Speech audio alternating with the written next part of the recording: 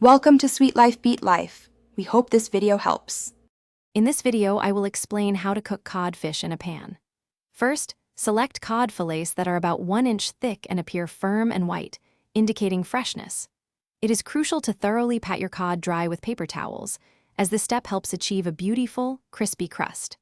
After drying, season both sides generously with salt, fresh black pepper, and perhaps a pinch of garlic powder or dried dill for added flavor. Now, let's prepare your cooking surface for optimal results. Choose a heavy-bottomed, oven-safe skillet, such as a cast iron or stainless steel pan, as these materials distribute heat very evenly. Add about 2 tablespoons of a high smoke point oil, like grapeseed or avocado oil, to the pan. Heat the oil over a medium-high flame until it just begins to shimmer and is almost at the point of smoking. Gently place your seasoned cod fillets, skin side down if applicable, into the shimmering hot oil. Let the fish sear undisturbed for about 3 to 4 minutes, allowing a beautiful golden brown crust to develop on that first side.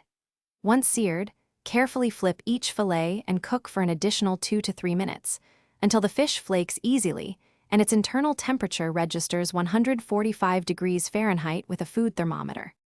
Once perfectly cooked, remove the cod from the pan and allow it to rest on a warm plate for a few minutes. This helps the fish retain its moisture and tenderness.